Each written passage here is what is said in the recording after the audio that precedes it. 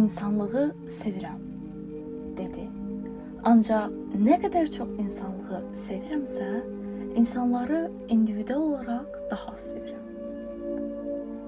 Eşitdiyiniz sözlər bir çoxların oxuduğu əsərləri sıraladıqda ilk qeyd etdiyi, ancaq bəlkə də həqiqətdə üz qabığını belə açmadığı dahi Rus yazar Dostoyevskinin son qələmə aldığı əsər Karamazov qardaşlardan bir parçadır.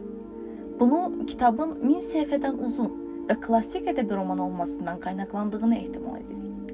Bizdən demək, komandası olaraq, ilkin olaraq Dostoyevskinin həyatından danışmaq istəyirik ki, bu bizə onun əsərlərini dərinə almağa kömək edəcək.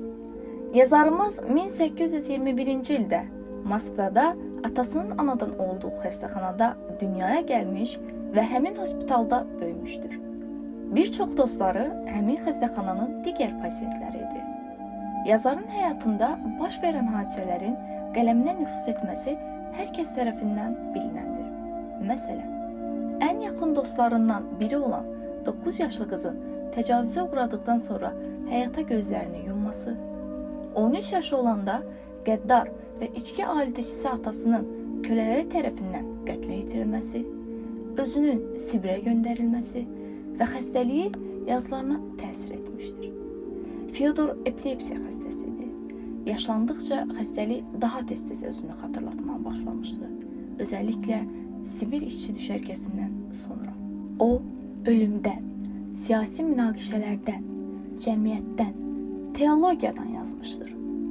Tanrısız həyatın mənası, inanc, azadlığın əks təsirləri, günah, peşmançılıq, insan və Tanrı arasındakı münasibətlər bu mövzulara misal ola bilər.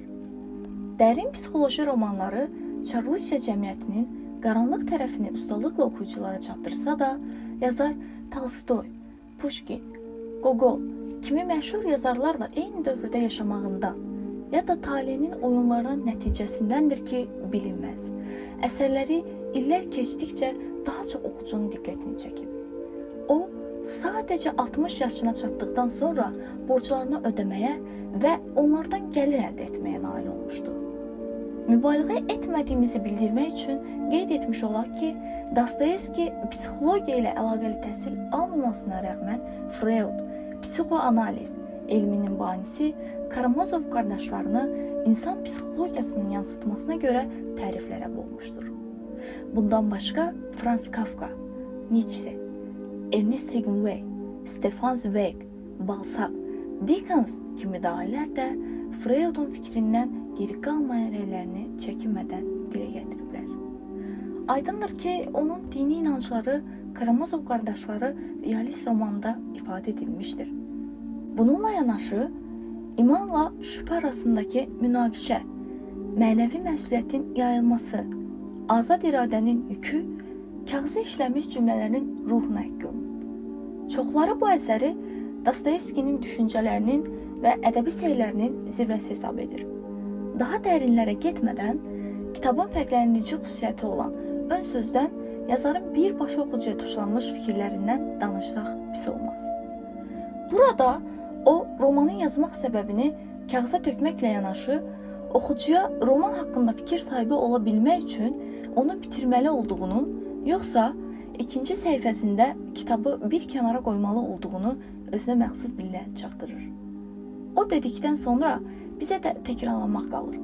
İndi keçək sona qədər oxumaq istəyənlər üçün mövzuya. Əsərin mövzusuna gəldikdə, Fyodor Pavloviç Karamazov həyata kasıb başlamış. Lakin 2 dəfə evləndikdən sonra yoldaşlarından qalan miraslarla varlanmış, egoist, yalanlar danışıb, özlə inanan zəif bir xarakterə mənsub dırnaq içində insandır. Oğullarına heç vaxt sahib çıxmamış, hətta analarından qalan mirasları belə onlardan gizlənmişdir. Onlardan birinin varlığını belə unutduğu vaxtlar olmuş, bir qıza təcavüz etdikdən sonra olan oğlu Semeryakovu isə evinə qulluqçu təyin etmişdir. Bayaq dediyimiz unutduğu əskər olan böyük oğlu Dimitri, qardaşlar arasında atası ilə ən çox münaqişəsi olandır. Bunun bir çox səbəbi var. Amma daha bu qədərini də özünüz oxuyarsınız deyə ümid edirik. İkinci həyat yoldaşından olan oğulları İvan ve Alexander ise anaları öldükten sonra ataları tarafından terk edilmiş, varlı bir qohumları tarafından böyütülmüşler. Kısaca Ivan nihilist, Alexey ise monastırda rahip namizədi olan evin en yaxşı uşağıdır. Əsas obrazlar haqqında bu qədər. Yeterli olduğunu ümid edib keçirik bir başqa məsələyə. Fyodor ilk səhifələrdən oğlanların atasının qətlə yetiriləcəyini oxucuya aydınlıqla çatdırır. Bəs qatil kimdir?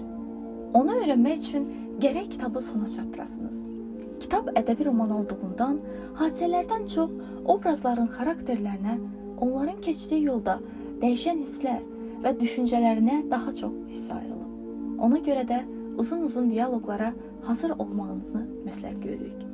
Karamazov qardaşları 3, 4 də ola bilər. Baxır hansı perspektivdən baxırsınız. Qardaşın və onların pisliyin bədənə çevrilmiş halı, ataları Fyodor ətrafında fırlanaraq ictimai və ailə qurumunun məhvi, xristian inancının özünə müraciət edir. Sujet boyunca Rusiya həyatının sosial və mənəvi tərəfdən incəliklərini eyni anda ölkənin qızıl dövrünü və cəmiyyətin faciəvi dönüş nöqtəsini rəssam ustalığı ilə zehinlərimizdə canlandırmağı bacarır. Kitabın özü qədər məşhur bir bölümü isə The Grand Inquisitor, Böyük İnkvizitor poemasıdır. Bu poemada Ivan kiçik qardaşı Alyosha ləqəbli Aleksandra katolik xristianlığı ilə bağlı öz fikirlərini qurduğu hekayə vasitəsilə çatdırmağa çalışır. Mövzu qısaca belədir.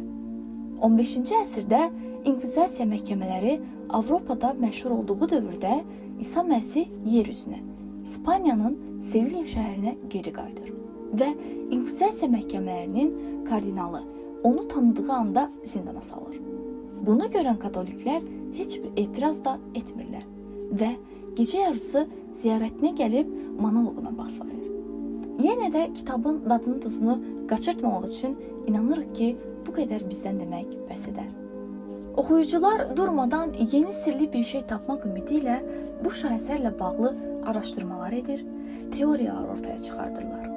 Bunlardan ən məşhurlarından biri Dostoyevskinin bu qardaşlarda özünün xarakterini 3 hissəyə böldüyüdür. Digərləri isə Dimitri, Ivan və Alyosha arasında Fyodorun Ivan olduğu və Alyoshanın isə 3 yaşında epilepsiyadan ölən oğlu Alyoshaya həsr olunduğu fikirləridir. Dostoyevski əsərin məşhurluğunu tam dada bilmədən bir neçə ay sonra 1881-ci ilin yanvarında ağciyərlərində yaranan problemə görə dünyasını dəyişdi. Necə deyiblər? Sağlığında qiymət verən insanlara. Dostoyevskinin yasına da 80 mindən çox insan iştirak etdi. Şairlərə görə, əgər ölməsəydi, indi Karamazov qardaşlarının davam kitabından da danışacaqdıq.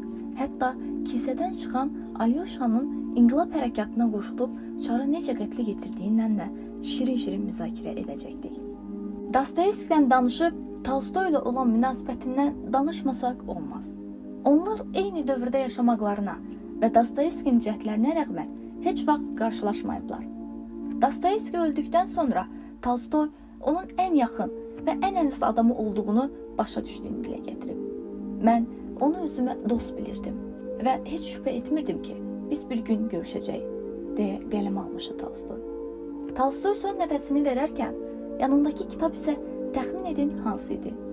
O, kitabdan bir hissə ilə də videomuza son verək. Öz-özünə yalan danışıb onu ciddiyə alan insan sonunda nə özündəki, nə də çevrəsindəki gerçəyi seçə bilməz. Beləliklə, həm özünə, həm də digərlərinə hörmətsizlik edər. Hörmətin olmadığı yerdə sevgidə itməyə başlayır. Sevgi ilə qalın dostlar.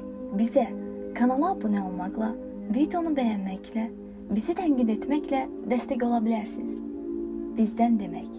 Növbəti videolarda görüşmək arzusu ilə.